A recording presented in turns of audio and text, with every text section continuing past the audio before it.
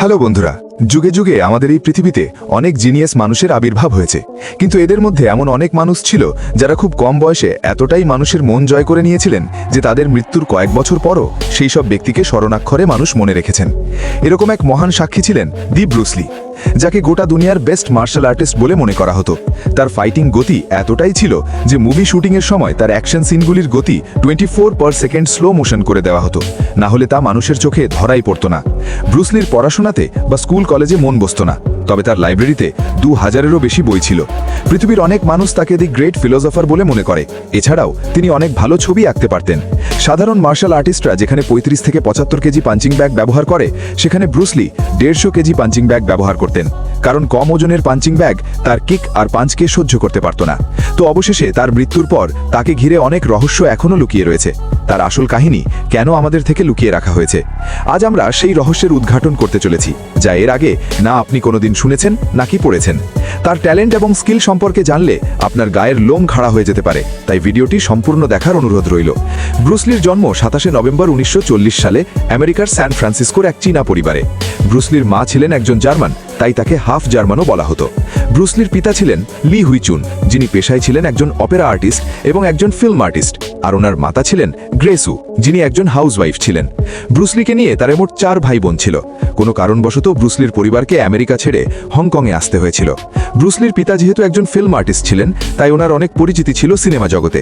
পিতার হাত ধরেই অনেক ছোটবেলা থেকে ব্রুস লি সিনেমা জগতে কাজ করার সুযোগ পেয়েছিলেন।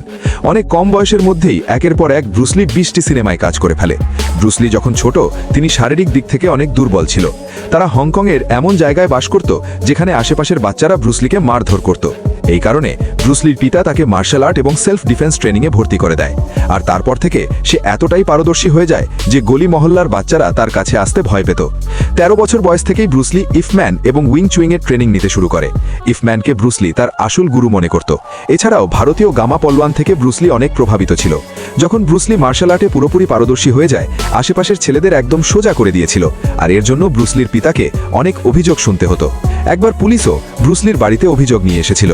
ব্রুস লির পিতা এত অভিযোগের পর সিদ্ধান্ত নেয় তাকে আমেরিকা পাঠিয়ে দেওয়া হবে এবং ব্রুস লিকে বলা হয় পরবর্তী পড়াশোনা তুমি আমেরিকাতেই করবে।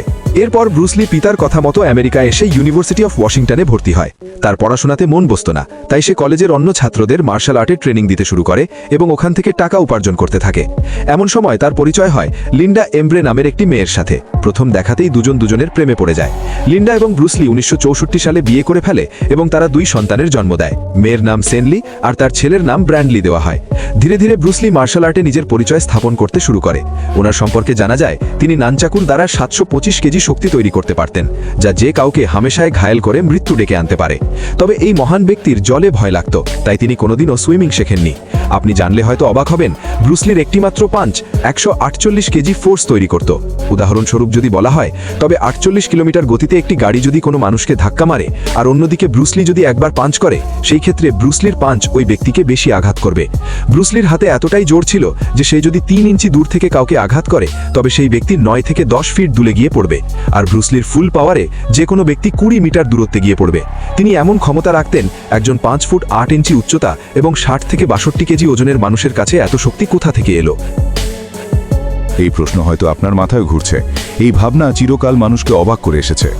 জ্যাকি যেন ব্রুস লির থেকে অনেক অনুপ্রাণিত ছিল, আর তিনি ব্রুস লিকে গুরু মনে করতেন। এগুলির পাশাপাশি ব্রুস লি একজন ভালো ডান্সারও ছিলেন। 1958 সালে একটি ডান্স প্রতিযোগিতায় তিনি প্রথম স্থান অধিকার করেছিলেন। 1962 সালে এক টুর্নামেন্টে ব্রুস লি 11 সেকেন্ডের মধ্যে 15টি ঘুষি এবং একটি কিক দিয়ে প্রতিযোগীকে হারাতে সক্ষম হয়েছিলেন।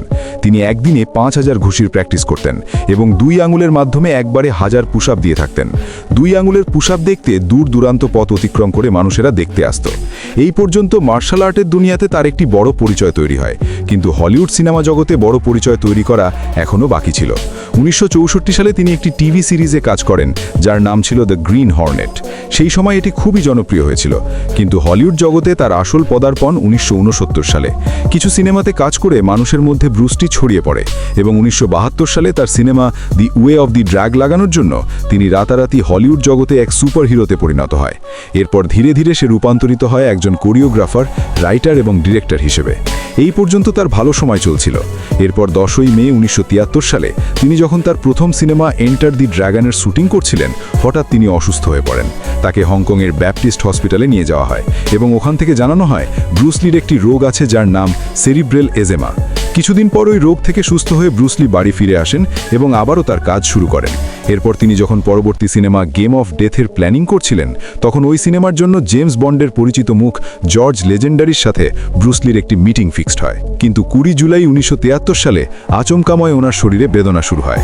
বেদনা থেকে মুক্তি পেতে তিনি পেইনকিলার ব্যবহার করেন এবং আরামদায়কভাবে ঘুমিয়ে পড়েন।